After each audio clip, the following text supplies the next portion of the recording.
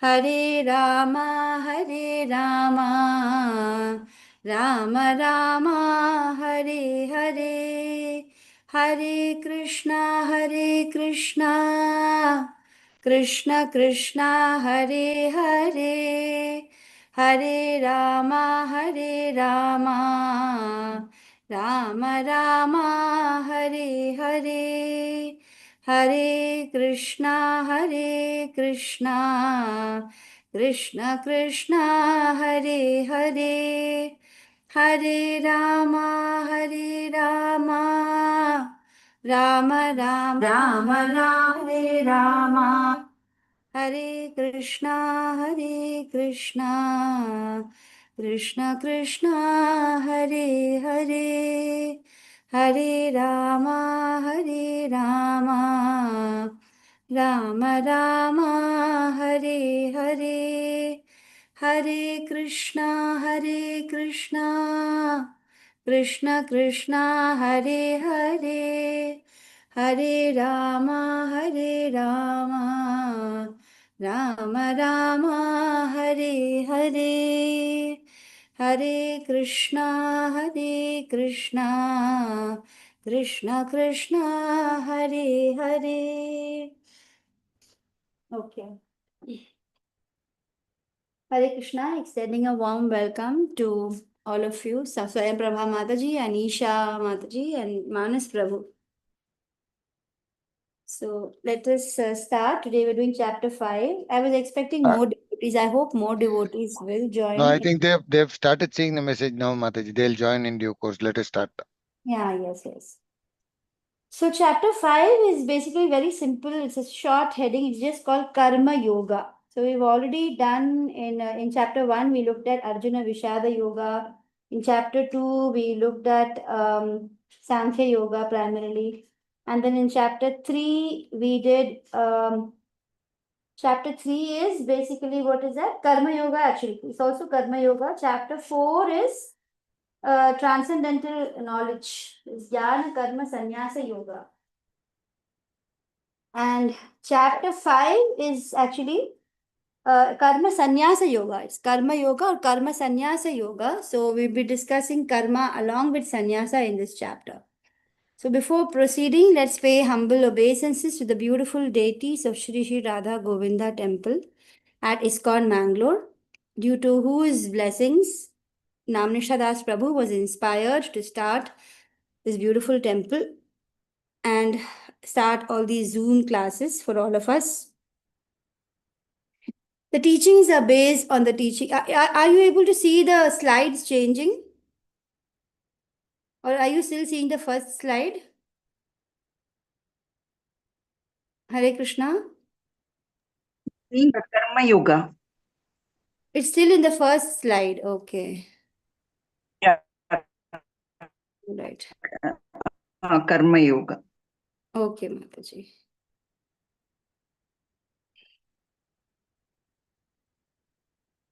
I'll just share once again.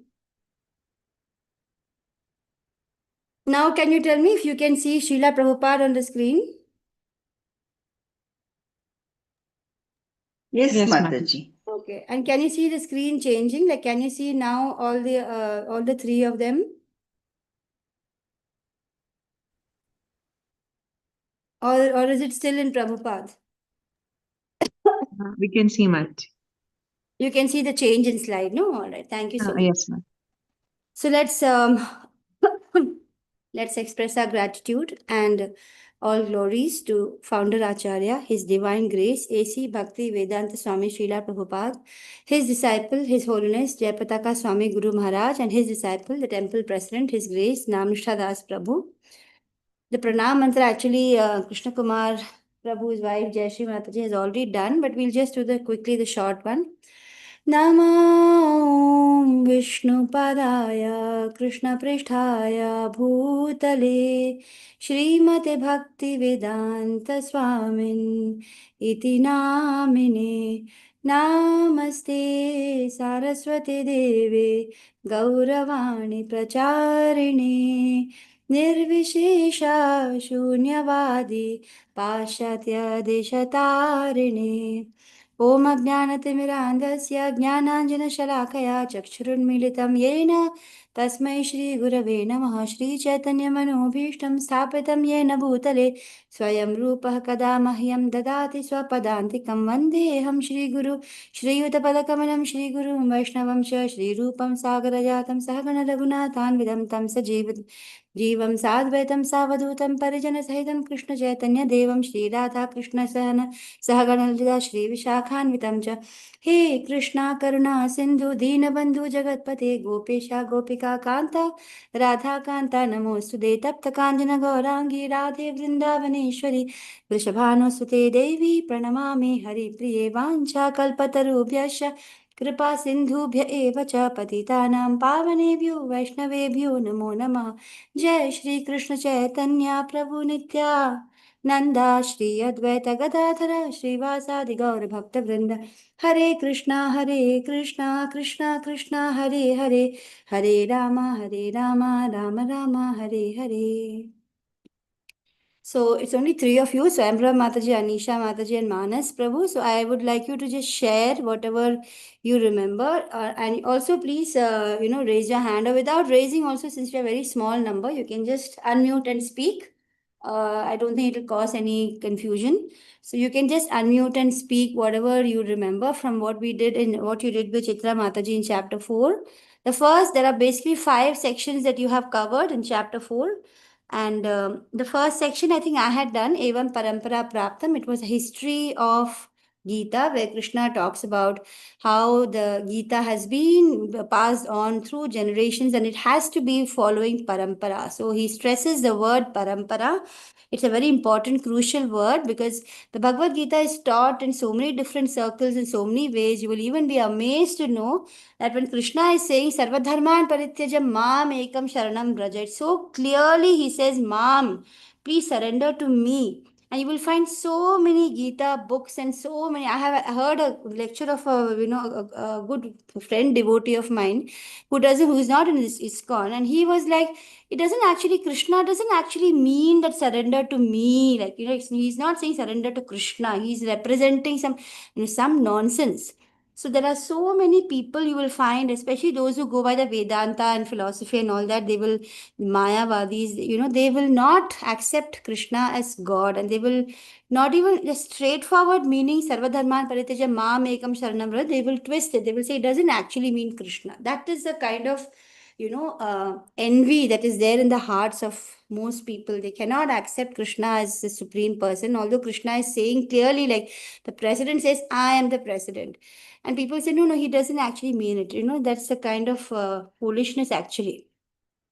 So the first section is about Evam Parampara Praptam from verses 1 to 10. That's a discussion between Arjuna and Krishna, where Krishna says that I have always been there and you don't remember all your births and all that. And section 2 to 5, Mataji has covered. For section 2 is about Krishna is the goal of all the parts and is the creator of Varnashrama system. So this is a very delicate topic. Like I have said many times, that Varnashrama is considered not very favorable by most people. Most Hindus, they think that that is a curse of the Hindu religion, because people hate the way the Brahmanas treated the others, and there is such an uprisal for generations against the Brahmanas, treatment of the other castes. So, could somebody share something about whatever you remember from that section, which you learned in the previous 2 classes, 2 weeks actually, 4 classes? Manas Prabhu, Anisha Mataji, Swaran Prabhu, could you just share something from section 2? Anything that comes to your mind about it. About the Varnashrama system which Krishna shares. He says that I am the one who has made this Varnashrama system. So what do you think about what Krishna has said? Anybody would like to share? Nobody is in a mood to speak? It's perfect silence. Mataji, it's based on guna and karma, Mataji. Yes, It's not Mataji. based on the birth of the person. Yes, exactly.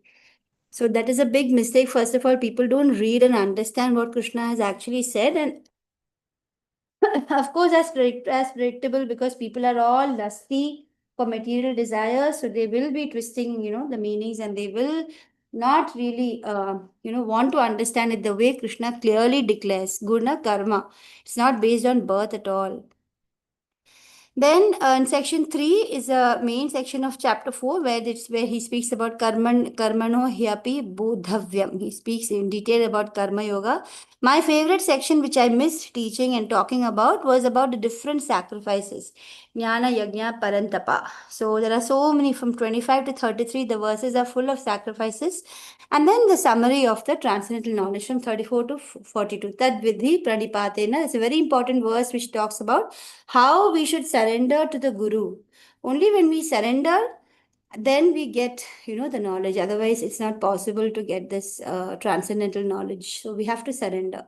So in the chapter 5 also, we have 5 sections. I hope to cover at least 2 today. The first section gives a very detailed account of Nishkama Karma Yoga being easier than renouncing work. That is, you do the work, but you offer the results to Krishna.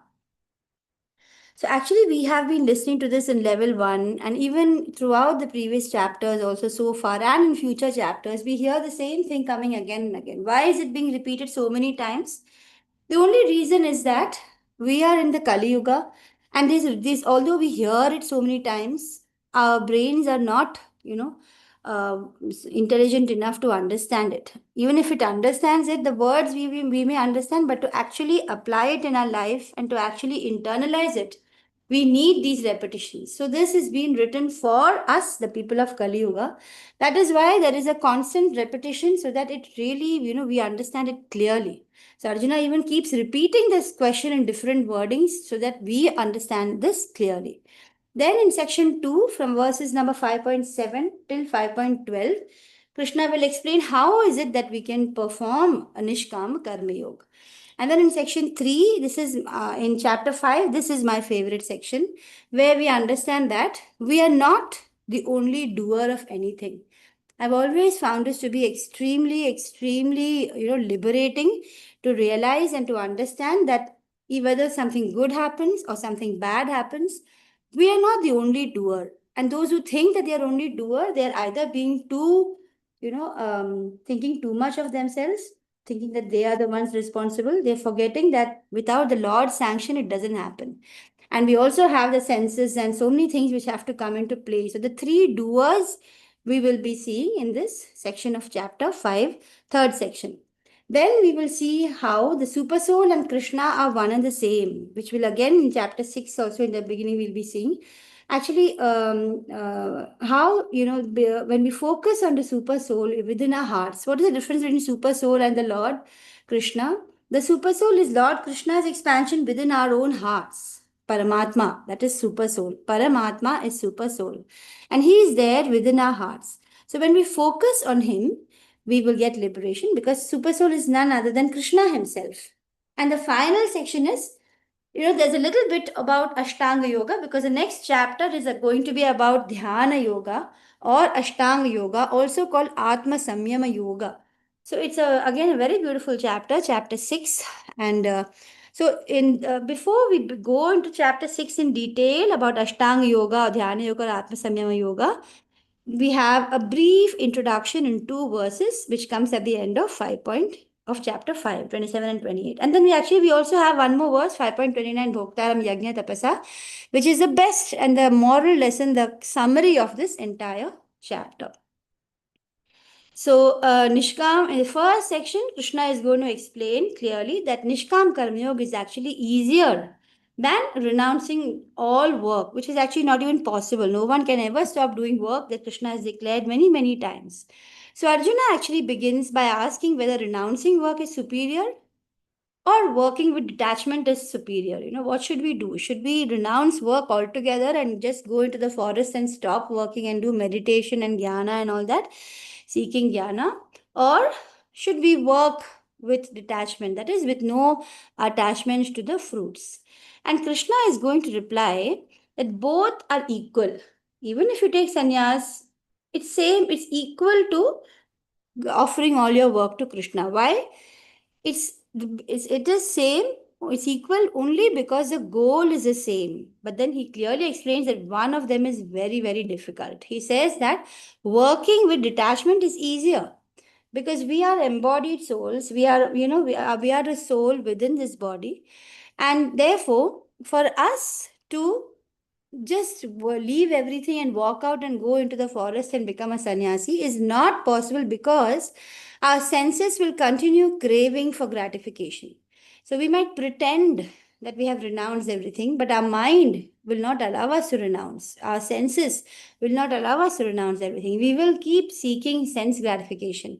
And therefore, it will be a totally farce. It will be a false display of taking sannyas or being detached.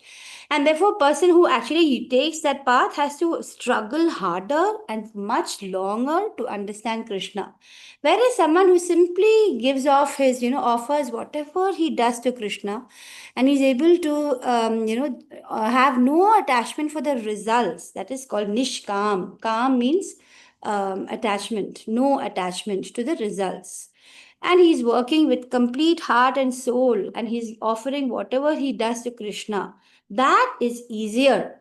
Working with detachment is easier and superior also. So, although both of them are exactly the same in terms of the final goal or destination, but since we are embodied souls in this body, which has all the senses, which are forever attracted to the sense objects around, therefore, working with detachment is an easier path. So let's look at the verses one by one. So first verse is Arjuna Uvacha Sanyasam Karmanam Krishna Punar Yogancha Shamsasi Yachreya Etayore Kam Tanme Bruhi Sunishitam. So it begins by Arjuna's query. Yeah, Deepak Lidbade Prabhu, nice to see you. I was wondering that we have so few people in the class today. And I was saying maybe everybody wants Chitra Mataji back. So, I should ask her to come.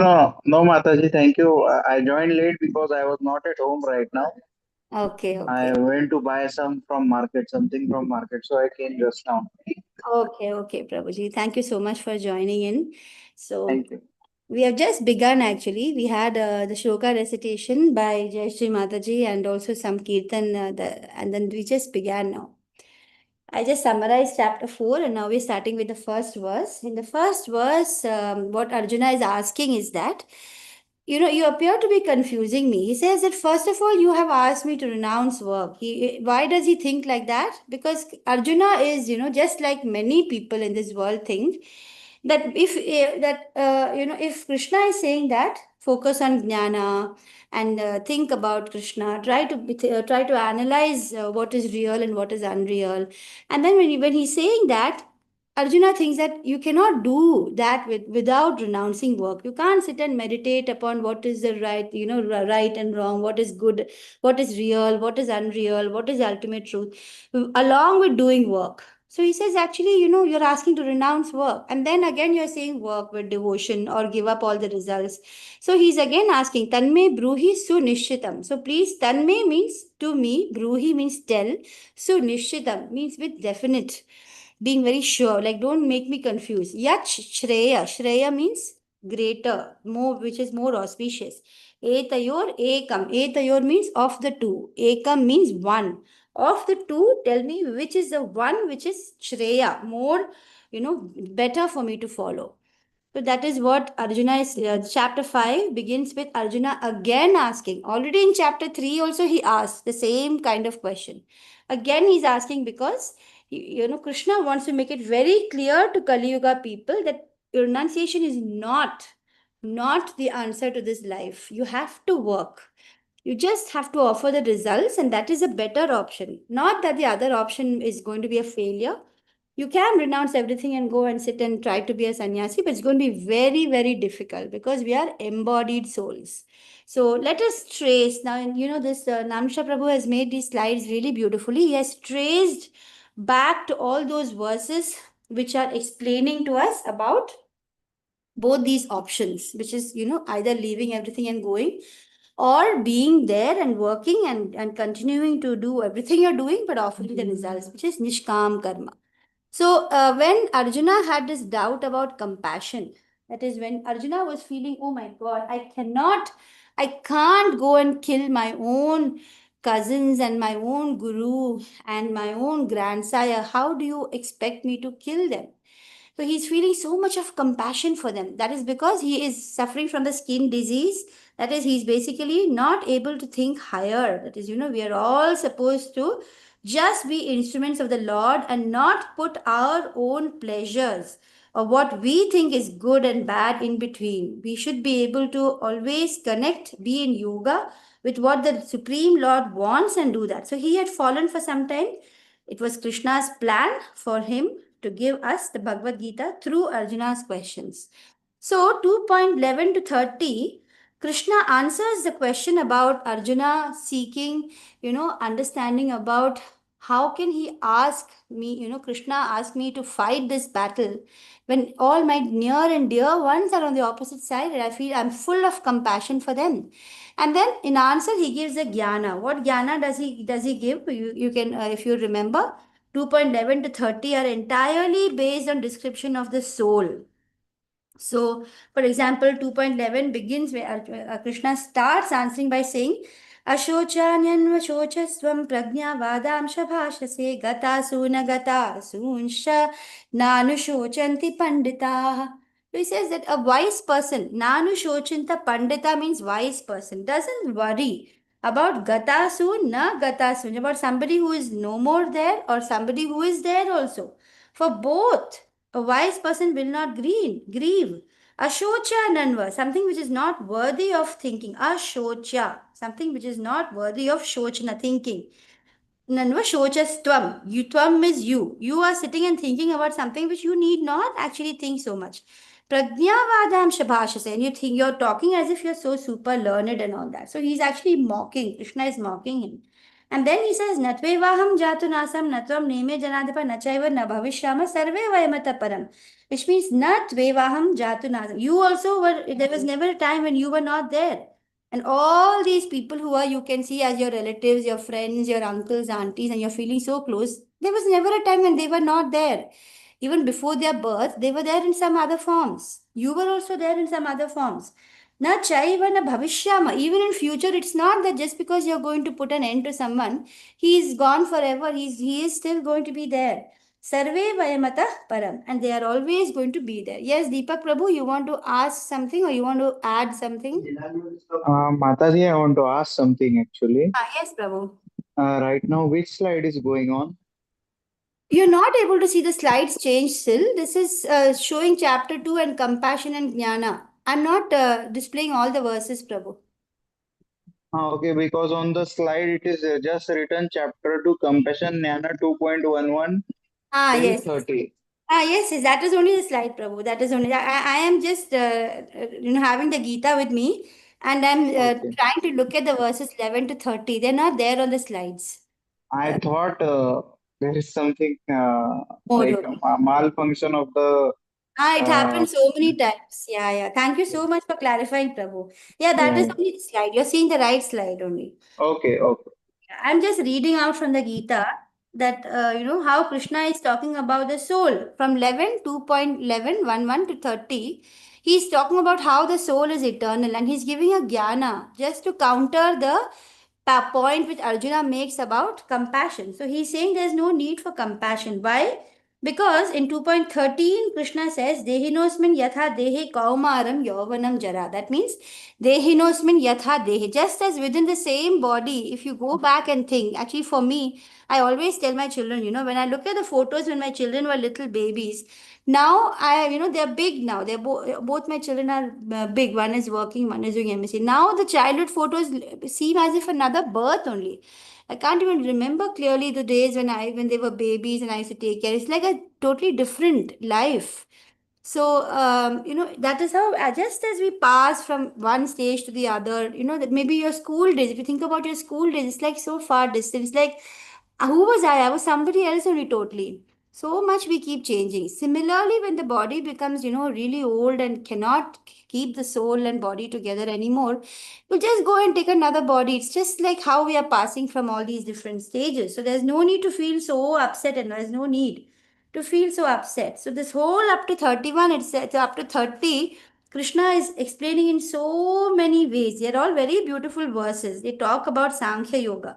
They actually talk about how the soul is indestructible and how it keeps on taking different bodies. For example, in verse 2.22, which comes within this 2.11 to 30, is a famous verse. Vasansi jirnani yatha vihaya navani grihnani naroparani tatha sharirani vihaya jirnanyani sanyati navani dehi. So vasansi jirnani. Vasansi means clothes that we are wearing. When it becomes old, what do? We vihaya. Vihaya means we give it up. Navani means new, and then we will get new dresses. Similarly, when the soul finds that the body is now old and useless and it stopped working, then he will just take a new body, just take another, he will have to take another body, and he will continue the same karma, desires, his gunas, everywhere. Wherever he stopped, he will continue from there. So this jnana Krishna gives in chapter 2. 11 to 30. But then after that, from 38 to 53, Krishna talks about Buddhi Yoga or Karma Sannyasa Yoga or Bhakti Yoga. They're all very close.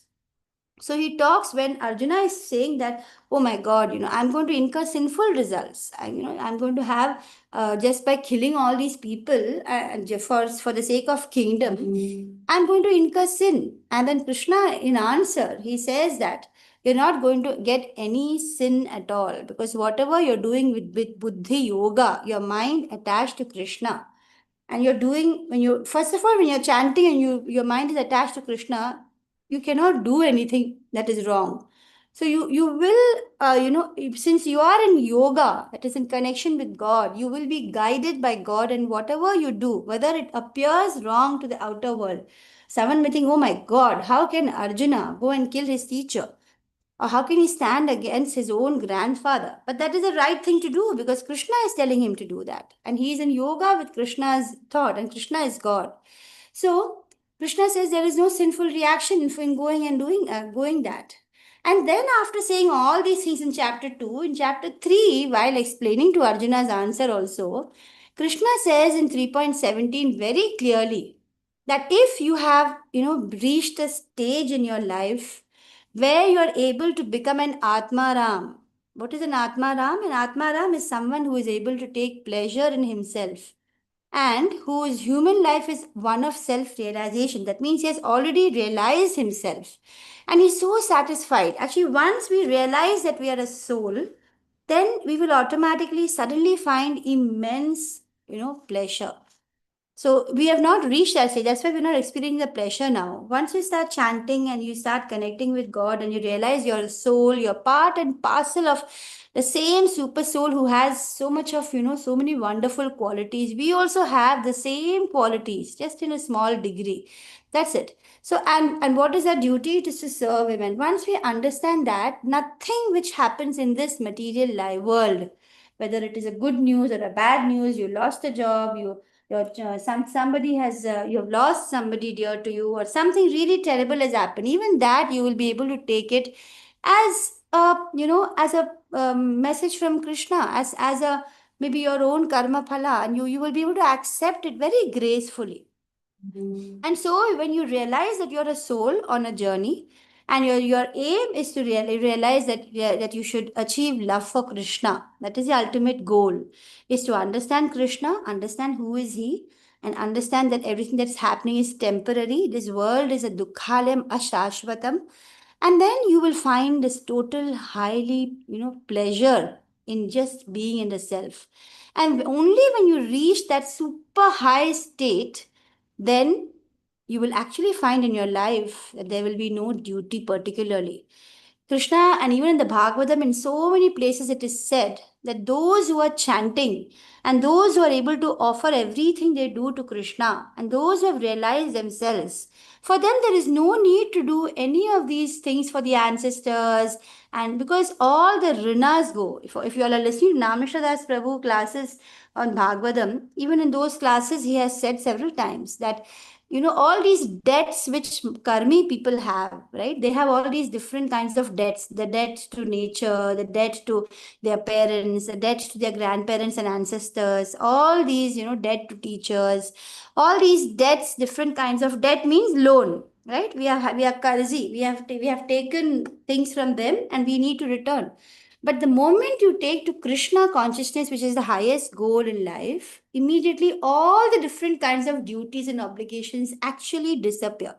Because now your whatever you do is akarma, and all your past sinful activities, reactions burn because of your being a bhakta, being a pure bhakta with anyabhilashita shunyam jnana karma dinavritam, with having no other desire. So when you reach that stage, you actually become Atma Rama stage. You will actually realize that you have no more duties to do. And then in 3.18, Krishna says, Naiva tasya krite nartho na krite neha kashana nachasya sarvabhuteshu kashchidartha vyapashrayah. So such a self-realized person has no purpose to fulfill in the discharge of his duty. So there is no really any purpose also. He can just be, because he's already doing the highest thing, which is chanting.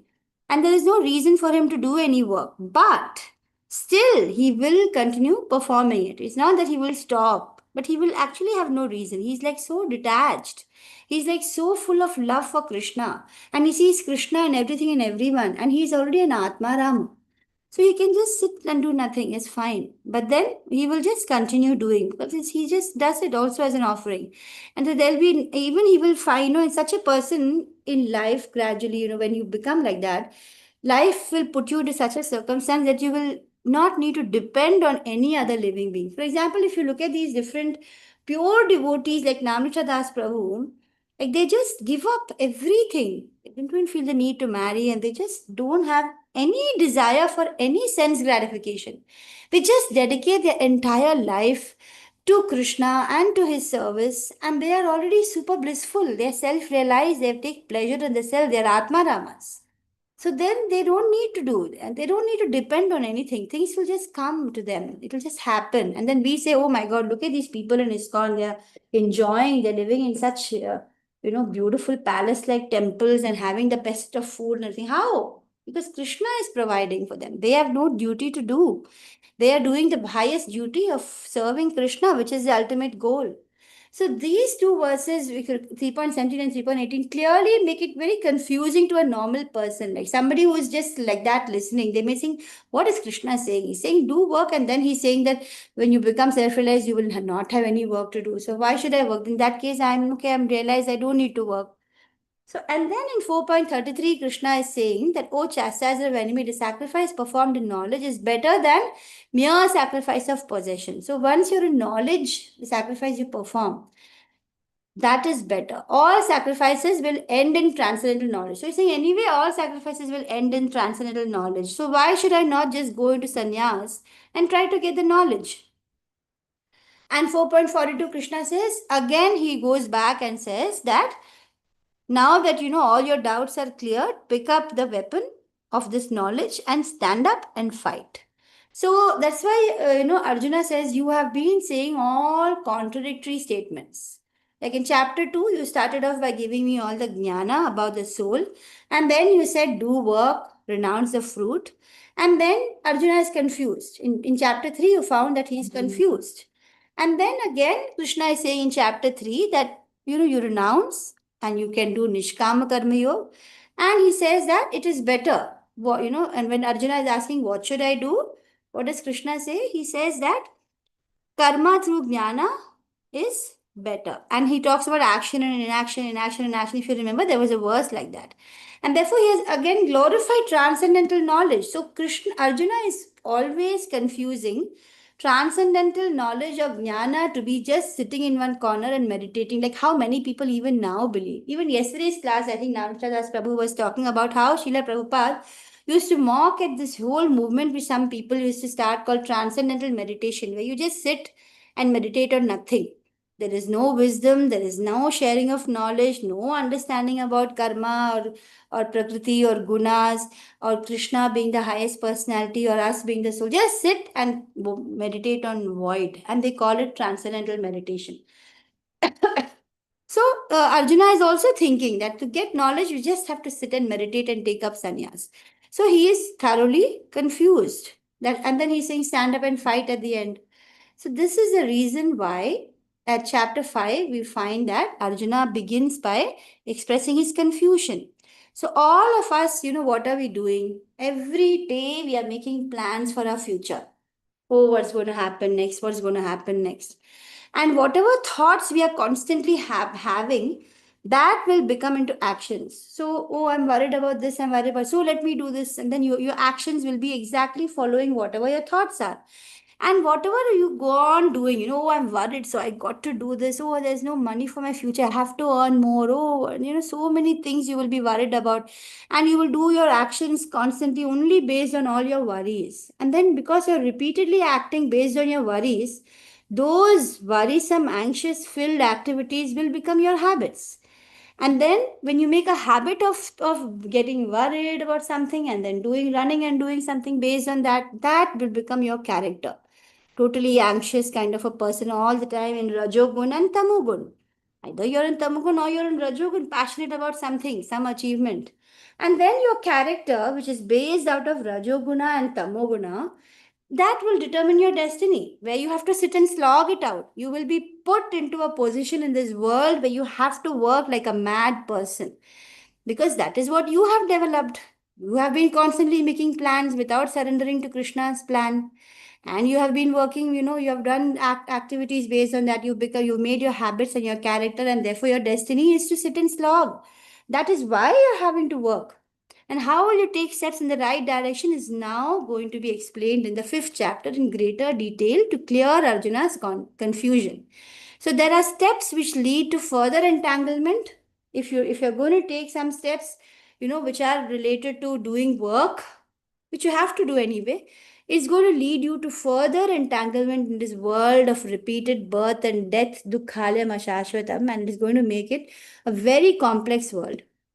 And there are also some other steps which are going to actually lead you to a life of liberation, freedom, and tranquility and peace, which is not stopping work, but doing nishkam karma, which is you just don't have a single bit of attachment for the results. You have no desire material at all. You have already risen above every material desire, and now you only have spiritual desire. So whatever you do, you offer it to Krishna. So that is the ultimate thing which you'll be learning from this chapter 5, about how thoughts will turn to actions, to habits, to character, to destiny. And therefore, Arjuna's misunderstanding that devotional service is cleared when Krishna will clearly state that devotional service is better than dry mental speculation. So this is just a summary of what all was done in chapter 2. Knowledge of soul, prescribed duty, entanglement of soul, and then in chapter 2, verses 46 to 53, how you can do devotional service. In 3rd chapter, new duty for a person in knowledge, we saw those verses 17 and 18. And in chapter 4, ultimately you will get transcendental knowledge. So Arjuna thinks, then why should I work? Anyway, everything will end in knowledge. So let me go and search for knowledge only. And then again get up and fight. So this is a whole beautifully, you can find how Namasha Prabhu has made these slides as to how Arjuna is actually confused. And why is he confused? Simply because of Krishna's plan. And why is Krishna done this whole thing and making Arjuna so confused and asking the same question again and again? Because we are equally confused and we want to get clarity in this, regard. Whether we should ultimately stop all our work. So you will find that as you're getting more and more understanding Gita, you will be able to be detached with your work, but that doesn't mean you stop work. So that is why Krishna will explain in detail, so that we realize that it's not that we stop whatever we have been doing after getting the knowledge of the Gita. You have to continue working, but the mood of your working will completely take a whole new shift, because now you will look at the world with jnana chakshu, with knowledge filled eyes. And then Krishna wants to stress that work and renunciation are not actually opposite. The moment you are detached, then whatever work you do in that stage of detachment, you're already a sannyasi. So if you're able to just do your daily activities with detachment, that's it. You are a sannyasi and a yogi, which Krishna will say later on very clearly, he will declare. So you must be able to learn to work in a renounced spirit. And Arjuna thinks that jnana implies renunciation of work. The moment he hears the word jnana, like many other people in this material world, they think that, oh, you have to stop all work and meditate. And knowledge and work are like light and darkness. So they think that they're actually opposite. They cannot imagine that you can work with knowledge and you can do work and be renounced. So this is a very important thing which we must understand, and that is why Krishna spends so much time making Arjuna confused, getting his, because Krishna is the one who gives memory and knowledge to everybody, right? He says that I am the one who gives, all memory and knowledge. So he makes Arjuna into that state of confusion so that he can give this knowledge to us, which he knows, which will get passed on across generations in Kali Yuga, like how we are sitting and studying today, so that we understand how to work in knowledge and not give up work. So this is the introduction of how Arjuna gets confused. Again, work for sense activity must be given up. Don't work for any gain. Fighting for a kingdom, even with knowledge of the soul, seems like activity of the senses to me, therefore should be given up. If one works with devotion, then how is work stopped? So that is the reason of Arjuna's confusion. So what is better? Now Krishna will declare categorically which is better, work with devotion or work with devotion, or work, what is the second one? Or just work, renounce work or renunciation of work. So in verse 5.2, Krishna says, Shri Bhagavan Uvacha, very next verse Krishna will answer. He says, Sannyasa karma yogascha nishreyasa karavubhau tayostu karma sannyasat karma yogo vishishyate. So clear it is. There's nobody can have any doubt. He says, Sannyasa karma yoga cha. That means sannyas and cha means and. Usually the and in Sanskrit comes after the second word. So sannyas and karma yoga. Nishreyasa kara ubhav. Ubhav means both. Both of them will certainly lead you to the highest good. Shreya means good. Tayostu, but. Tu means but. Karma sanyasat. The word kanyasat means from the, giving up. Karma means work. Sanyas means giving up. From, rather than giving up karma, the work, karma sanyasat, than giving up karma, better than that. Karma yogo vishishyate. Karma means again work. Yogo means in connection with God. So do your work in connection with God. When you're going to your office, think that, oh God, I am doing this work in my office, not for my boss or for the salary. I'm doing it for you. And then whatever money you get, take it. Don't say, oh, I don't want the money and throw it away. Say, take your salary, use it in service. You buy food, your grocery for your house. What will you do with the grocery? You will cook food. For whom are you cooking? Not for your own sense gratification. What will you do? You will offer whatever you're doing to God. I know of so many devotees, when as soon as they go from the supermarket, they buy things, they will come straight away, put it in front of Krishna. Once you become a devotee, you offer, you just offer whatever you're buying, offer it to Krishna and say, oh Krishna, here, this is for you. Whatever I'm doing it for you. You clean the house, you're doing it for Krishna. Taking care of your children, you're very clear. These children are not mine. It's not like, they belong to me. They all belong to you. I'm just taking care of them. And you take care of them with all the love you can. So he says that you have to continue your work and you have to just do it in the devotional mood, right? Then there is this whole lot of, again, a collection of verses which Namasha Prabhu has collected, where he says that in verse 3.3, how he talks about renunciation, or Mayavadi sannyasis, how they look at things. He says that you need prior purification by prescribed duties. And work in devotion, the process itself purifies. Whereas for a Mayavadi sannyasi, or one who is doing this dhyana yoga and all that, which we will see in chapter 6, you have to first stop all your sense activities and become pure, and then only you start the process. Whereas in bhakti, you don't have to stop. You just use all your senses, but then you have to gratify Krishna. And automatically you will also feel gratified. And 5.2, simply jnana is not enough for liberation. Action is must, but act in status of soul. That means don't work with body consciousness. Work with soul or spirit consciousness and Krishna consciousness.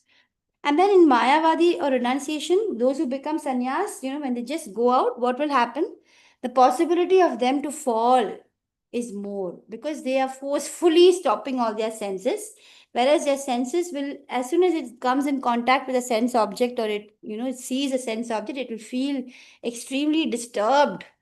These sannyasis, when they go out, they think that, okay, I'm giving up everything, but they feel that's why you have so many stories. Even recently in the news, we had a sannyasi who has raped so many women. So, they are unable to control. They think that they are in control, but they don't actually have control. So the risk of falling down is a lot when they, take up that sannyas garb and then they think, oh, I have control over my senses. They fall. So many, not only these now modern sannyasis who are in this Kali Yuga anyway, good for, good for nothing. They can't even, they cannot control. Even in the ancient ages, people who have control, who have had, sense control for so many years. We had one Muni who used to be under Yamuna water for thousands of years. He just saw two fish mating. When he opened his eyes for a small bit of time, he saw two fish mating and then he just couldn't control himself. He just came out of his sannyas thing and he got married, and for hundreds and hundreds of years, he produced so many children and so many grandchildren and everything. And then he suddenly realized, oh my God, I wasted so much time. I could have my spiritual journey, I've lost so much time. So, if those who are in this renunciation kind of mood, for them, they fall down very easily. Whereas success is guaranteed if you offer what you do to Krishna. That path, the fall is hardly possible. For example, we see Haridas Thakur. He is continuously chanting, and when the prostitute, so beautiful, Maya Devi herself came as a enticer to entice him, he was not moved. It didn't disturb him at all because he was already in bliss of chanting. And he just kept telling her, wait, wait, let me finish my chanting today. I'm so sorry, I've not completed. And she would just wait, but just listening to his devotion filled chanting, she ultimately becomes a devotee. And she really, then she kind of apologizes. So that is the difference, the person who will forcefully renounce can fall, but truly when you become in devotion, you will not have any chance of falling. The renunciation is generally incomplete, whereas in devotion, the renunciation becomes complete because you are using everything for Krishna. You don't even have a sense that this belongs to me. You don't start your thought that this house is mine, this car is mine, this gold is mine. That will disappear. You start thinking everything is Krishna's. I'm only taking care of it. So you're already in the renounced spirit, and that is a complete renunciation. And you find the root, which is Vishnu. And you water the root. This is the difference. And process is to detach from matter for the renunciate, for the Mayavadis. Whereas for those who work in devotion, they become attached to Krishna. And in renunciation, there is no happiness. Why? Because they are just so strongly trying to stop all their sense gratification that they don't feel happy. Whereas a devotee is full of joy. Early morning he gets up, he's waiting to do the Mangalarti, he's waiting to glorify the Guru. When he's singing, he's so happy. When he's eating the prasad, he's so happy. He's dancing, he's chanting, he's so happy. He's everything he does the whole day, he's so happy. The person who is going the renunciation path, he has to restrict his senses, cannot relish, he has to take many, many births, he has to study the Sankhya philosophy in detail. What is Sankhya philosophy basically? Sankhya philosophy is like metaphysics. It's like you keep and study all the material elements, and ultimately, like for example, in our Shastras, we have 24 elements. We have like all the five senses, the working senses, the five input and output senses, the senses with which we have the the indriya senses with which we get an input, eyes, nose and all. Then we have the output senses are the working senses, karmendriyas, the legs, hands, genitals and all these. And so there are five of them, both together 10, plus we have the mind, then we have the three subtle body, and then we have, altogether it comes up to 24. Then we have the different five sense objects which are related to the senses. So all these together come up to 24 things. And then this Sankhya, study of matter, is useless without it being attached to yoga. So Sankhya Yoga, ultimately when you study all this matter and you realize that there is a higher spiritual energy which is what is moving everything, and you realize the spirit soul, then it becomes Sankhya Yoga. Otherwise, Sankhya philosophy is just useless. So Sankhya philosophy is followed, whereas what do the Bhaktas do? The Bhaktas straight away study Srimad Bhagavatam, where they already know, they start off their study with the transcendental platform. They know that Krishna is Supreme Lord and we are all part and parcel. They've already started at a spiritual level.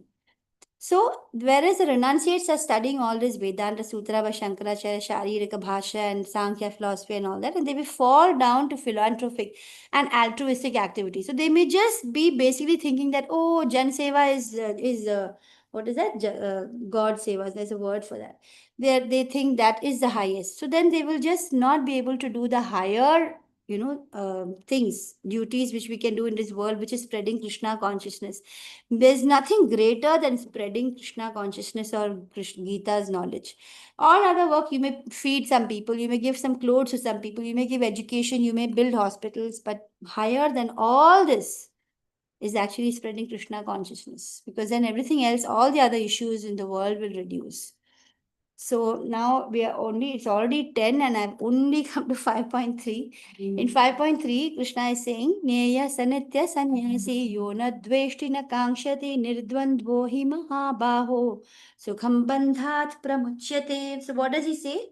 That basically when you reach this stage, you will feel no hatred nor desire for the fruits of your activities, and then you become actually renounced. And so you become a person who is free from all dualities. Nothing affects you, good or bad. And you will, once you reach that stage, you will overcome all material bondage and you will be completely liberated. So Krishna is explaining so beautifully and patiently. Then he says, Sankhya Yoga Prithak Balaha Pravadanti na Panditaha Ekam Apyasita Samyak Ubhayor Vindate Phalam. So here he is again reminding, but don't think that one is superior or inferior, because the goal is the same. He says only ignorant people will say that, oh, this the devotional service that I'm doing, Karma Yoga, is different from the Sankhya Yoga. But those who are actually learned will say that he applies himself really well. If you really put yourself into full Sankhya philosophy and then you get into Sankhya Yoga, it will only take many, many births and more time, but they will also achieve the same goal. So ignorant people will say that it is different because they don't understand that the ultimate goal is actually the same. So one who knows that the position reached by analytical study can be attained by devotional service, and therefore they know that they're actually ultimately the goal is same. They are understanding things as it is supposed to be understood. So in Bhagavad Gita 2, 5.2 to 5, what did we understand? That both Jnana or Sankhya Yoga and Karma Yoga, Bhakti Yoga, Buddhi Yoga, they are both same in many ways. Why? Because neither hates nor desires fruits is there in both ultimately, Ultimately, we are not desiring the fruits. And then we both become free from dualities. Even those who take up jnana or who take up bhakti, they don't get affected by dualities, heat, cold, sad, happy. So they become liberated and they come to understand ultimately that you are a soul, you're not the body. The bhakta will quickly reach the higher goal of becoming attached to working for Krishna. That is the only difference, which, they reach the highest goal straight away. So, in 5.5 purport, it is mentioned that in this process, Sankhya, one has to become detached from matter. And in devotional process also, one has to attach to the work of Krishna consciousness and therefore become detached to matter. So, factually, both processes are same, although superficially one is about detachment and one is about attachment. One is attachment to Krishna and one is detachment to the world, but actually both are same. Detachment from matter and attachment to Krishna are actually the same. So, one who understands this basic difference, if you're able to understand this difference, then you are able to see things as they are supposed to be seen.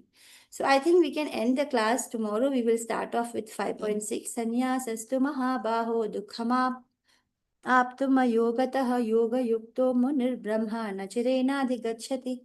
So this is about Falgu, those who are false sannyasis. Just renouncing work and not engaging in devotional service cannot make one happy. A thoughtful person who is engaged in devotional service will quickly get the supreme without any fail. So from verse 5.7 onwards, we will do tomorrow.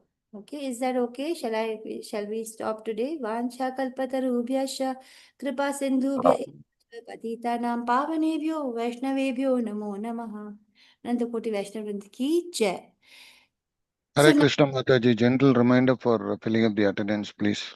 yeah, so Swayam Prabha Mataji, Anisha Mataji, Manas Prabhu, Deepak Prabhu, and Shashikala Mataji, thank you for joining. Today we've had only 1, 2, 3, 4, 5 of you. I hope that we have more joining tomorrow. We do this and then I hope this week we can send messages personally and try to get more of them to come, Prabhuji. Yes, Mataji, we'll do it, Mataji. Okay, thank you so much. Hare Krishna. Prabhu has put the attendance. I request all of you to please fill in the attendance before you leave.